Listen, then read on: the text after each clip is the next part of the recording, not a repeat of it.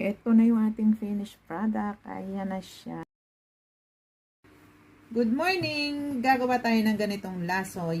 May nagawa na tayong isa, gagawin natin yung kaper niya. Magkapatong yan, tatahiin ko siya dito. Yan, magiging ganito siya. Ilalak natin ngayon. Gawin din natin ganito itong isang ito. Pagsasamahin natin siya. Tatahian din natin ganito hanggang dito sa dulo. Ilalagay natin pa ganyan.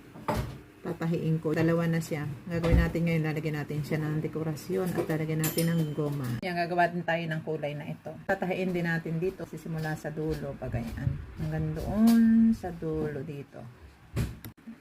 Ang gagawin natin ngayon, pagduduktungin natin ito. Lagyan natin ng glugan.